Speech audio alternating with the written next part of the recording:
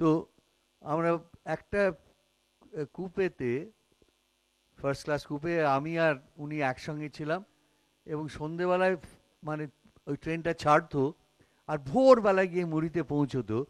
এইটুকু মনে আছে আমার, যে ওই সমস্ত রাস্তাটা আর কেউই ঘুমোয়নি, কেউই ঘুমোয়নি, মানে কারণটা আমি আমি ওকে সারা রাত্রির এত বিরক্ত করেছি, এটা কেন হয় সিনেমা ওরকম, কেন কেন শর্ট টেকিং এর ইয়ে টেকিং মানেটা কি, কেন এটে সেই দিন। আর ওকে যা জিজ্ঞেস করা হতো উনি উত্তর দিতেন, এটা হচ্ছে অদ্ভুত মহত্ব ওর ছিল। উনি আমাকে বুঝিয়েছিলেন সিনেমা কি। এবং সত্যি কথা বলছি, তারপরে বছরের পর বছর কাজ করে যতটা শিখেছি, আমি ওই এক রাত্রির মধ্যে তার চেয়েও বেশি শিখেছি।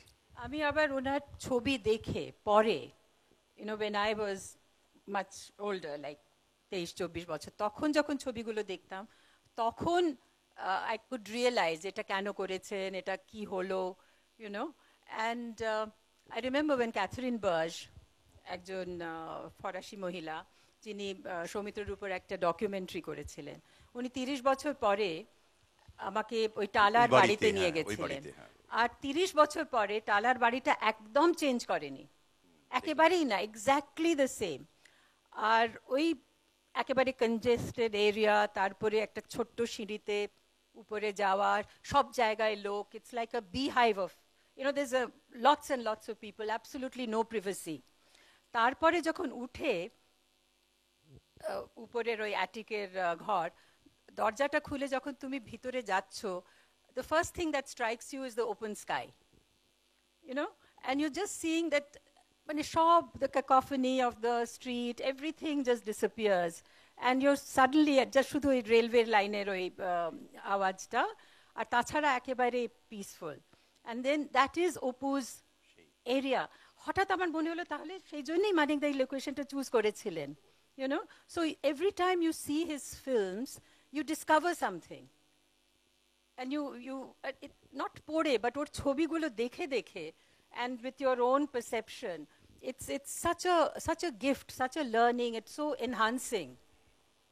আচ্ছা, Watching his films is always a learning process, Yes. at least for me. আমি এখনো ওর ছবি দেখলে শিখি। আচ্ছা, এবার একটা শর্মিলা দিকে প্রশ্ন করছি। দেবী ছবি যখন হলো এরপরে, দেবী তো অনেক বেশি কমপ্লেক্স ছবি, যেখানে একদিকে তার ভয়, আতঙ্ক, একদিকে পারিবারিক আনুগত্য, শ্বশুরের সঙ্গে একরকম ব্যবহার, যার সঙ্গে, তারপরে ভাসুরের সঙ্গে, ছোট্ট বাচ্চাটা যে এত কাছে ছিল ক্রমশ দূরে চলে যাচ্ছে। শুধু তো সত্যজিৎ রায় আর সুব্রত মিত্র ক্যামেরা নয়, শুধু তো চিত্রনাট্য নয়, আপনারও আপনি কি মানুষকে অবজার্ভ করতেন? কারণ এটা এত রেঞ্জ অফ ইমোশনস একটা ছোট মেয়ে কি করে দেখাতে পারছে দেবীর মতো এত কমপ্লেক্স একটা ছবিতে? Actually, I grew up in a joint family. তো আমার, I've seen all this. মানে আমার ঠাকুমা ছিলেন, তার 4 বৌমা, আর তাদের, she used to preside over all of them. তো বাড়িতে সবসময় we were about 10 children in the house. So all these hierarchies of family, the family dynamism, so all that was there around me. তো কার সঙ্গে কিভাবে কথা বলতে হয়, বা কিরম ভাবে কথা বলে, কাকে প্রণাম, all those things was nothing new for me. So I guess I stepped into that, and again, যেমন সৌমিত্র বলছিল, যেরকম ভাবে শুটিং হয়, the whole atmosphere of the set, যখন ওই দেবী হবার পরে, যখন আমার যেখানে বাচ্চা ছেলেটা, do you remember that scene, যে বাচ্চা ছেলের বলটা এসে গেল, তারপরে আমি ওকে ডাকলাম, ও এলো না, ঘরের মধ্যে এলো না, ওই জায়গায় Subrata used to take a long time to light up the sets, and I used to just lie on the bed and go to sleep, and they would wake me up when the shot was ready. কিন্তু আমাকে একা, মানে nobody used to come and talk to me. যে অপু সংসারের সময় সবাই এসে আমাকে কথা বলতো, আমাকে এনগেজ রাখতো, এন্টারটেইন করতো, কিন্তু হয়তো মানিকদার ইনস্ট্রাকশন ছিল যে এখানে ওর সঙ্গে কথা বলো না, একেবারে আইসোলেট করে দাও ওকে। So that that heaviness of that isolation, feeling of alienation, ওইগুলো একটা heaviness, like you carrying an extra burden on you. And আমার মনে আছে যখন আমি শুটিং করছিলাম, একজন খুবই বয়স্ক ভদ্রলোক সাষ্টাঙ্গে এসে আমার হাত প্রণাম করলেন।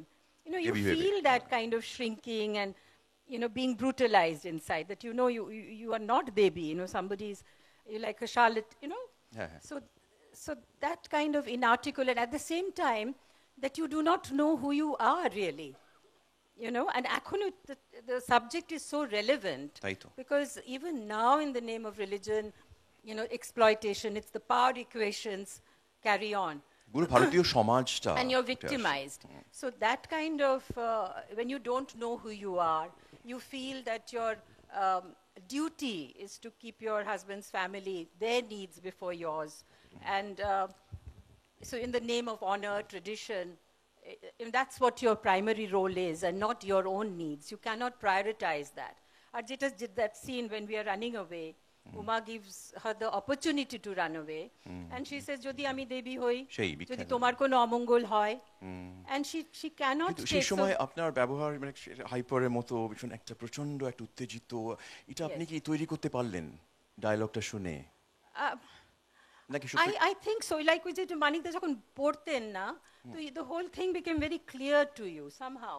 আর হয়তো আমি, you know, I was একটু পাকা. আমি একটু ছোট্ট অ্যাড করছি তোমার ইয়েতে, যে বিশেষ করে আমাদের সেই ছবিতে ছবি বিশ্বাসের মতন একজন লোক থাকার ফলে তার নিজের অ্যাটিটিউডটাই এমন যে তুমি বুঝতে পারো তোমার অ্যাটিটিউডটা কি হওয়া এরকম উচিত। হবে, exactly, because he was so autocratic, you know, father figure and absolutely patriarch of the family. সেটা খুবই, yes. আচ্ছা সৌমিত্রদা, ধরুন ওইখানেই আপনি আমি প্রথম ছবি থেকেই বলছি যে ধরুন ম্যানাস্ক্রিপ্ট ফেলে দেওয়ার দৃশ্য, আত্মহত্যা করার সিদ্ধান্ত, সেই যে আয়নার সামনে দাঁড়িয়ে আছেন, ঘড়ি থেমে গেল, আপনি এবার আত্মহত্যা করবেন ঠিক করেছেন অপর্ণার মৃত্যুর পর, আর শূন্যতার মধ্যে, তারপরে কাজলের যে ফ্যান্টাসি একটা বাবা আছে সে বাঁচাবে আমাকে, আপনি নিজেই ছবির মধ্যে ভাঙচুর করে করে নিজেকে তৈরি করছেন, একটা ছবির মধ্যেই নানা রকম ভাবে আসছেন, এটা এটা এই নানা রকম স্টেটস অফ মাইন্ড একটা ছবি, প্রথম ছবি থেকেই আপনার। ছবিটা প্রথম বটে, তবে আমার এই সিনেমা বলো থিয়েটার বলো এইসব বিষয়ে আকর্ষণটা তো প্রথম নয়। অনেক ছোটবেলার থেকে আমি এসবের মধ্যেই ছিলাম। আমি তার আগে শিশির কুমার ভাদুড়ির সঙ্গে কাজ করেছি এবং দেখেছি, সুতরাং একটা প্রস্তুতি মনের মধ্যে ছিল। তবে সত্যি কথা বলছি যে অপুর সংসারে যদি মানে অভিনয়ের কোনো কৃতিত্ব থাকে, তার ৯৯ ভাগ কৃতিত্বই পরিচালকের। আমার ওই ১ ভাগ কৃতিত্ব যে আমি সে উনি যা চাইতেন সেটা বুঝতে পারতাম। কিন্তু the scene between you and Pulu, যেখানে তুমি বলছো যে আমি হ্যাঁ। ব্রাহ্মণের ছেলে, you know, আমি এটা তুই when you're- উপন্যাস হ্যাঁ, হ্যাঁ, সেইটা- উপন্যাসের সেটা, that is a fantastic. হ্যাঁ, সেটাই বলতে That পারো is যে সেই একেবারে সিনটা অভিনয়ের scene. ওই উনি যেরকম ভাবে পড়ে দিয়েছেন আমি সেটি খালি ফলো করে গেছি। কিন্তু আমার নিজের একটা কি বলবো মানসিক আইডেন্টিফিকেশন ছিল, কেননা আমাদের ভেতরে অনেকেই লিখতো, আমাদের বন্ধু বান্ধব, এই যে সুনীল আমার সঙ্গেই পড়তো আমার কলেজে, এরকম শক্তি আমার খুব ঘনিষ্ঠ বন্ধু ছিল। এর থেকে একটা সাহিত্যের প্রতি আকর্ষণ আমার তো ছিল, আমি নিজেও খুব খারাপ হলেও লিখতাম। কিন্তু সেই জিনিসগুলো আমাকে ওই সিনগুলোতে নিজের সঙ্গে অপুর আইডেন্টিফাই করতে সাহায্য করেছে। And that scene যেখানে ওই বৃষ্টি পড়ছে আর ওই ম্যানুস্ক্রিপ্ট গুলো ভিজে গেছে, and then he goes outside and starts, ওই যে বৃষ্টি পড়ছে and he's, you know, starts doing his exercise. You know, সেই ছোট ছোট বৃষ্টিতে, জিনিসগুলো, হ্যাঁ, হ্যাঁ, ছাদে হ্যাঁ। ব্যায়াম করছে, হ্যাঁ, and তখন that বৈঠক। lovely scene যেখানে ওই বাঁশি বাজিয়ে যে মেয়েটি, তোমার, পাশের হ্যাঁ, বাড়ির মেয়েটি, না না, যখন আমার সঙ্গে যেটা সিন, মধ্যে আমি ওর তোমাকে ওই ডেডিকেট করবো। বাঁশির সুরের মধ্যে থেকে তার হঠাৎ ওই কতগুলো মানবিমানের প্রশ্ন মনের মধ্যে এসে গেল, এসে স্ত্রীকে জিজ্ঞেস করছে তোমার অনুশোচনা হয় না? আমি অনুসরণ, এত শক্ত কথা এত বুঝি না। শক্ত কথা বুঝি না, হ্যাঁ, অভিমান বোঝো, হ্যাঁ হ্যাঁ হ্যাঁ সেই আমি তোমাকে উৎসর্গ করব, হ্যাঁ হ্যাঁ উৎসর্গ, ডেডিকেট নাকি টু মাই ওয়াইফ, Wife মানে ওয়াইফ জানি। মানে জানি, হ্যাঁ। তুমি জানো না আমি জানি। হ্যাঁ, It's fantastic. একেবারে আশ্চর্য। আচ্ছা, তারপরে 1960-এর পর থেকে 60s থেকে সৌমিত্র চট্টোপাধ্যায় আর শর্মিলা ঠাকুর আলাদা আলাদা স্পেসে ছড়িয়ে গেলেন, এবং আমার মনে হয় যে উনি অত লোককে আবিষ্কার করেছেন, আপনারা সকলেই জানেন, প্রত্যেকটি ছবিতেই প্রায় নতুন নতুন আবিষ্কার। কিন্তু এই ক্ষেত্রে প্রথম রবিন উডও তার অপু ট্রিলজি বইতে লিখেছেন, দুজন অভিনেতা অভিনেত্রী একেবারে আইকন হয়ে গেলেন, যেটা আর কখনো বোধহয় হয়নি, ওইভাবে হয়নি। No other actor made it so big. তো আপনাদের মধ্যে কি একটা অ্যাংজাইটি অফ ইনফ্লুয়েন্স কাজ করছিল, যে to break free from the shackles and go? Mayurbahan যখন আপনি করলেন ধরুন জিন্দের বন্দিতে, একটা অন্যরকম একটা অ্যাক্টিং, এটা কি ব্যাপার বলেন? এটা খুব ভালো। আমার বরাবরই ইচ্ছে ছিল নানা রকমের অভিনয় করে লোককে তাক লাগিয়ে দেবো। এটা ইচ্ছের মধ্যে ছিল, আর কি করে তাক লাগাতে হয় তা জানতাম না। খানিকটা এখানেও ওই যে আমার অত early in my career Tapan Sinha নামক একজন লোক আমাকে সিন্ধের বন্দির ময়ূরবাহন ভেবেছিলেন, আর সেই কৃতিত্বটা তো তাঁর। আমি তো আমার ভেতরে যে ওই ধরনের অভিনয় থাকতে পারে এটা তিনি দেখতে পেয়েছিলেন। এবং ওই সত্যজিৎ রায় ছাড়া আর একজন যার কাছ থেকে আমি অজস্র জিনিস শিখেছি তিনি কিন্তু তপন সিংহ। উনি খুব অভিনয় ভালোবাসতেন, এই ডিসিপ্লিনটা, এবং সেই জন্যে ওর ছবি থেকেও অনেক নতুন নতুন অভিনেতা অভিনেত্রী বেরিয়েছে। শুধু জিন্দের বন্দিতে আপনি ক্ষুদিত পাষাণও করেছিলেন তখন, এর আগে আর কি, এর আগে। হ্যাঁ হ্যাঁ। সেখানে আমাকে হাঁটা শিখিয়েছিলেন। হাঁটা। আর নির্জন সৈকতেও আবার অনেক বিরাট বিরাট নির্জন dialogue, সৈকতে, হ্যাঁ। তাই তো আপনি হ্যাঁ। করেছিলেন এই That was দেবীর পরেই। and Mark Cousins this time, he had did a wonderful thing. Edinburgh-তে ওরা they celebrated Bengali directors. তো আমি ভাবলাম হয়তো নিশ্চয়ই মানিক দা হবে, বলে মানিক দা নয়, ঋত্বিক ঘটক, তপন সিনহা আর মৃণাল দা, তিনজনের ছবি, and then he invited me to speak on them. আর নির্জন সৈকতে দেখালো। এটা কবে? এটা বোধহয় 4 বছর আগে হলো, আচ্ছা, আচ্ছা। এডিনবরাতে। আর অনেক লোক এলো, অনেক কোয়েশ্চেন্স আনসার্স হলো। there was so much interest, there was such a receptive crowd. মানে বাইরের অনেকে, মানে যে একটা অন্য কালচার, অন্য ধরনের ছবি, অন্য ল্যাঙ্গুয়েজের ছবি, তারা কত চেষ্টা করে, কত এফর্ট করে আসে, শিখতে চায়, জানতে চায়। It is so wonderful to see. আচ্ছা, তারপরে আমরা সকলেই জানি যে সত্যজিৎ রায়ের শ্রেষ্ঠ কাজের সঙ্গে 14টা ছবিতে সৌমিত্রতা করেছেন, শর্মিলাদি প্রধান অনেক ছবিতে করেছেন, কিন্তু সেই সঙ্গে আমরা সবাই জানি যে আপনি বম্বেতে একটা অন্য জগৎ, চলচ্চিত্র জগৎ, সেখানে ছড়িয়ে গেলেন। এই যে সত্যজিৎ রায়ের যে বিন্যাস, তার যে প্রিসিশন, তার কাছ থেকে শেখা জিনিসটা, সেটা কি আপনাকে সাহায্য করলো, না সেটা একটা অসুবিধে, হিন্ড্রেন্স হিসেবে এলো? There was personally নিশ্চয়ই, যদি একটা কিছু ভালো জিনিসের, if you are exposed to something wonderful, how can it ever harm you? It will obviously will enhance you, and it's a wonderful thing. কারণ যখন আমি বম্বেতে ছবি যদি অভিনয় করছি, তখন they would say, suppose I took a little longer to speak, they'll say this is not Ray film, please hurry up and speak. And then when I come back to Kolkata and I'm taking একটু ভেবে বলো, this is not a Bombay film. So that used to amuse me, because I was an outsider and insider in the same industry, and I could see this was this regional one-upmanship, some kind of whatever it is. But that was something that I had to face. But as an actor, in fact, my Bengali got better after speaking in Hindi.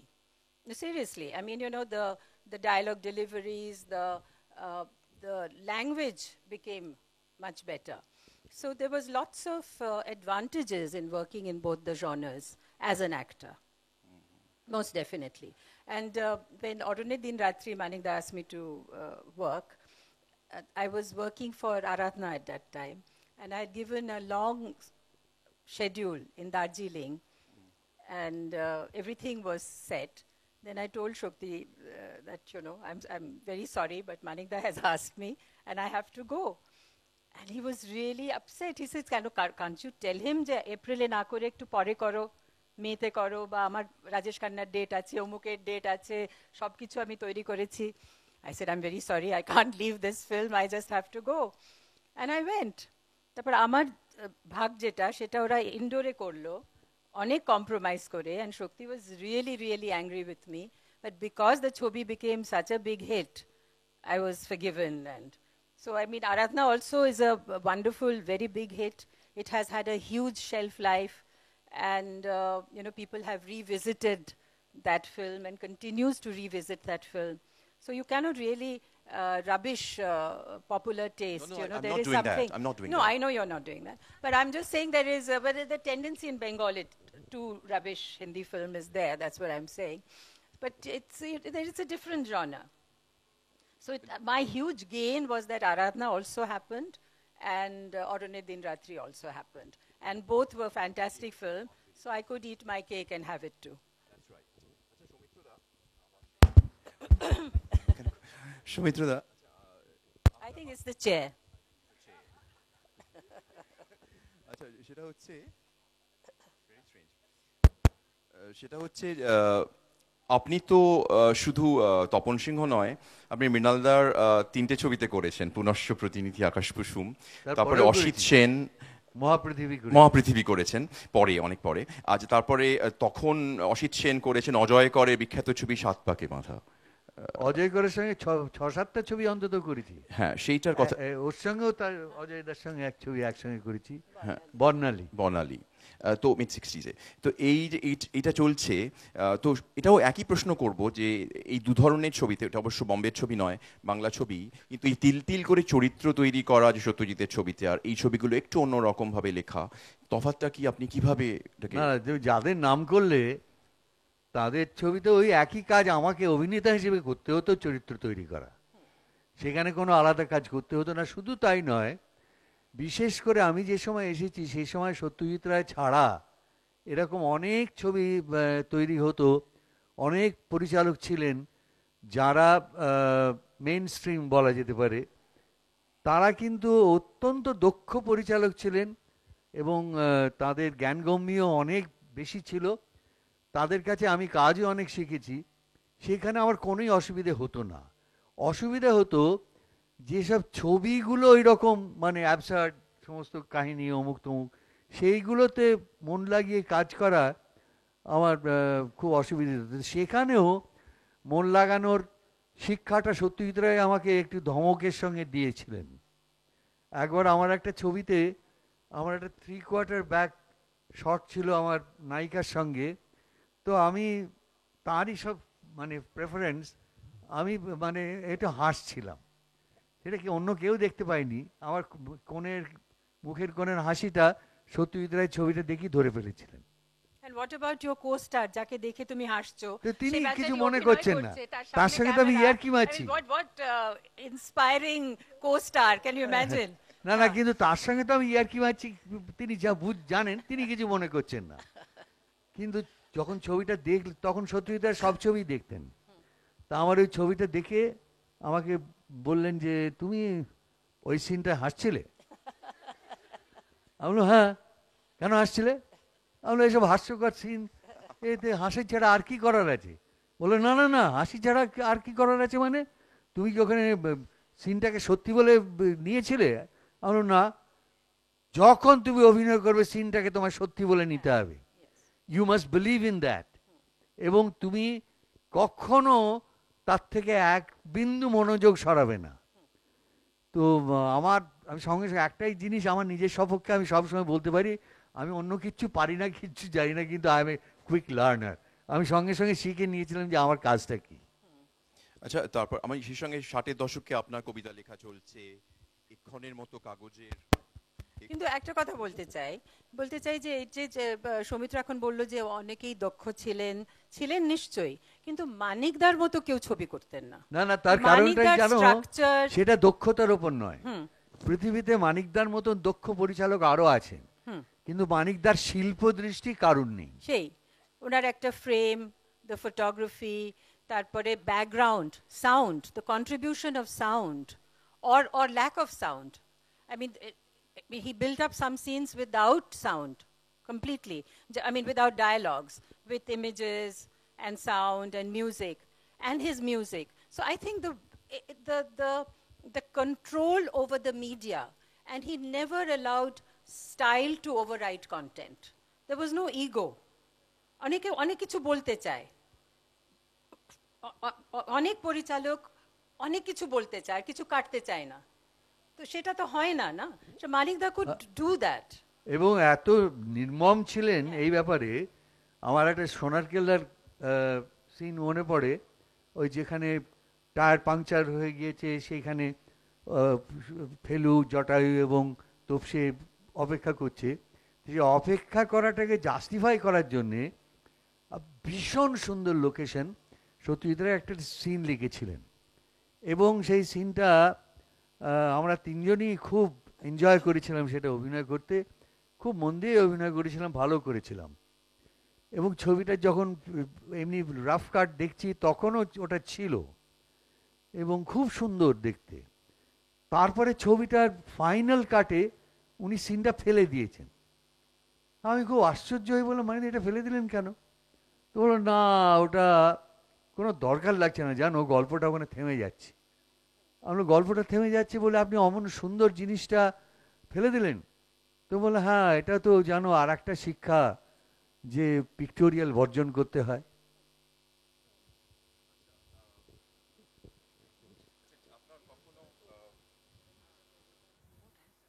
I think you're switching it off maybe. ওইটা দিয়ে এবার try করো। আপনার কি ওখান থেকে switch off করছেন? This Malavika is doing this. আচ্ছা সেটা হচ্ছে তিনটে যে মাইক্রোফোনকেও মানে নিস্তব্ধ করতে পেরেছে। আচ্ছা, যেটা বলা সেটা হচ্ছে যে সত্যজিৎ রায় কোনো চরিত্র আপনার করার ইচ্ছে ছিল, করা হয়নি, সেজন্য দুঃখ, এরকম আপনার দুজনের ক্ষেত্রেই